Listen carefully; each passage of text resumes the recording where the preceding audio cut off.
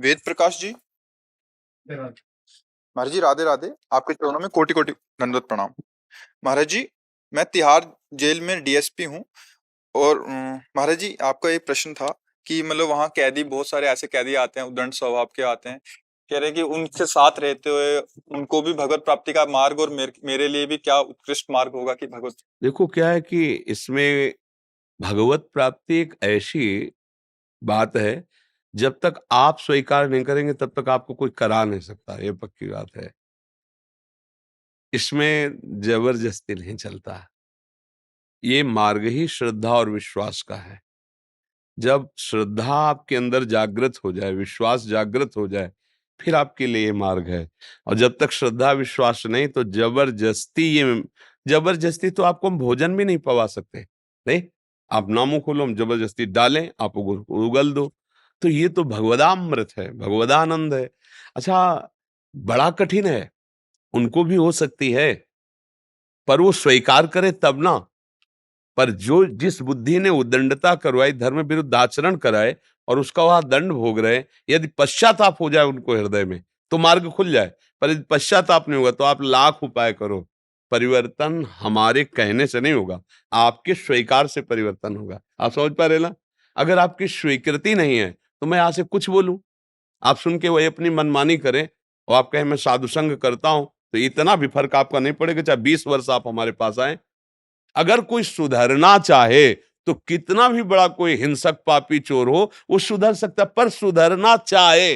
अगर वो सुधरना ना चाहे, तो हमारे पास रोज बैठे तो भी नहीं सुधर सकता, पक्की बात है। अगर सुधरना ना चाहे तो नहीं सुधर सकता, और सुधरना चाहे तो कोई भी सुधर सकता है। उसके आगे ये नहीं लगाया जा सकता कि ये सुधर सकता है कि नहीं सुधर सकता है।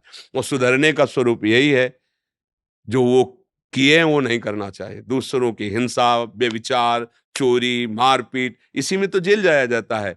ये गंदी बातें ना करे, भगवान का नाम जप करे। अगर हो गया है तो भगवान क्षमा कर देंगे, अपना आगे का रास्ता ठीक कर ले। पर भला जेल में बैठ करके भगवान नाम जप करे, बढ़िया, मतलब गुफा में मानो महात्मा भजन कर रहा है, और रुचि के अनुसार भोजन नहीं मिलना, मानो एक त्यागी महात्मा भजन कर रहा है, क्योंकि जो मिलेगा वही तो खाना है। एक कमरे में मान लो बंद, तो बढ़िया गुफा में भजन कर रहा है। जब कोई मिलाने वाला व्यवस्था बनेगी तभी मिलोगे किसी से। कितना बढ़िया भजन का योग है। वो भगवत प्राप्ति वही कर सकता है, क्योंकि जो भगवत प्राप्ति के लिए चाहिए वो सब है। प्रतिकूलता ही प्रतिकूलता है, नहीं, पर वो ऐसा नहीं चाहेगा, क्योंकि उसकी बुद्धि निकृष्ट आचरणों से युक्त रही है। अब कोई ऐसा पुण्यवान हो कि ऐसा सोच ले तो हो सकती है, अन्यथा नहीं, क्योंकि बिना अपनी स्वीकृति के भगवत प्राप्ति नहीं हो सकती। महाराज जी, आपने बताया कि आपके प्रयासों से काफी कैदियों में सुधार हुआ, इसके लिए इनको 2 बार राष्ट्रपति पुरस्कार से पुरस्कृत हाँ, किया अब गया। क्या है कि उनमें, जैसे आपको बताया, वो सुधरना चाहते हैं, उनको लगा कि मेरे से गलती हुई और समझ आ गई, सुधर जाएंगे। अगर वो स्वीकृति ना करे, तो चाहे जितना समझाओ, आप कैसे समझ जाएंगे? स्वीकृति से है वो। जब कुछ लोग ऐसे भी होते हैं जिनसे संयोग वशात गलती हो जाती है, उनके मन में पापाचरण नहीं, पर संयोग वशात और फंस गए, वो सुधर सकते हैं। और जिनका व्यसन ही है ये, तो आपके सामने आपके पैर भी छुएंगे, हाथ जोड़ेंगे, पर पीछे वो ऐसे ही रहेंगे जैसे रहेंगे, क्योंकि उनकी स्वीकृति बदलना बड़ा कठिन होता है। और अगर स्वीकृति बदल जाए, तो देखो अपने लोग भक्तों के चरित्र गाते हैं कि पहले वो ऐसे रहे, फिर इतने बड़े महात्मा बन गए। तो ये तो बड़ा, मतलब सराहनीय कार्य है कि ऐसे उद्दंड बुद्धि को अगर कहीं किसी भी तरह सुधारा जाए, तो ये बहुत बड़ी मंगल बात है। और भगवान इसमें आपको बल देते हैं। अगर आप दूसरों का सुख चाहें, दूसरों का अच्छा मार्ग चाहें, तो भगवान का बल मिलता है, और उसी बल से हम सामने सुधार करते हैं। तो उत्तम बात है कि थोड़ी देर जो सत्संग की बातें हैं वो उनको सुनाइए, और अगर हो सके तो नाम जप की प्रेरणा कीजिए कि जैसे भी बने तुम राम कृष्ण हरि जपो, तो तुम्हारा आसुरी जो भाव है वो नष्ट हो जाएगा। कोई भी ऐसा नहीं है जो भगवत प्राप्ति ना कर सके, पर वो स्वीकृति करके आचरण में चले, तब हो सकता है। हमने यहाँ देखा है कि जैसे एक बहुत बड़े महापुरुष थे, परमानंद जी नाम था। तो जहाँ भगवान का भाव उत्पन्न होता है, तो सब लोग आने लगते हैं, जैसे पुष्प में पराग तो भौरे मंडराने लगते हैं। धनी मानी जन, बड़े बड़े पदाधिकारी उनके पास आन, तो फिर ईश्वर भी आता है। खान-पान सब ऐसे वैभव भी आता है। तो उसमें एक बहुत मास्टर थे, वो शिष्य बन गए थे उनके, पर उनकी बुद्धि मतलब रजोगुणी थी। तो उनको लगा कि कोई दूसरा महंत ना बन जाए और मैं ही इस वैभव का महंत बनूँ, इसलिए वो उन्होंने अपने गुरुदेव को आहार में जहर दे दिया। खप्पर होता है नारियल का, सन्यासी थे वो, बड़े सिद्ध महापुरुष। शरीर की भी शुद्ध नहीं रहती थी।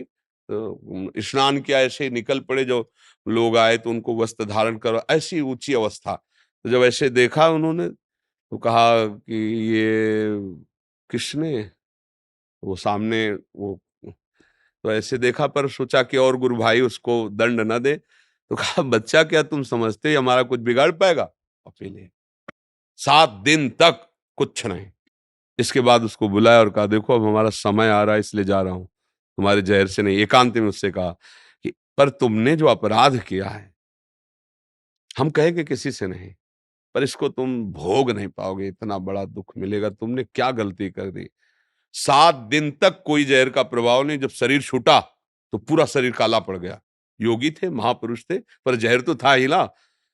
अब उनके शरीर पूरा होते, महंत की तो बात जाने दो, देखा उनके शरीर की त्वचा ऐसे फट गई जैसे पानी बहा हो, फिर वहां से निकल गया हो, भूमि सूख गई हो तो पपड़ी नहीं हो जाती, और मवाद जहां से पपड़ी वहीं से मवाद, पूरा शरीर सड़ गया। चीख चीख के उन्होंने प्राण। ये जो महापुरुषों का प्रभाव है, जब उनकी वाणी के अनुसार चलो तब पड़ता नहीं। देखो इतने बड़े सिद्ध महापुरुष के समीप उनका शिष्य क्या अपराध कर दिया कि लौकिक संपत्ति के लिए ब्रह्म स्वरूप गुरुदेव को जहर दे दिया। तो इसलिए मुझे लगता है कि उपाय करना चाहिए, और जो स्वीकार कर लेगा तो उसका मंगल ही हो जाएगा। जी।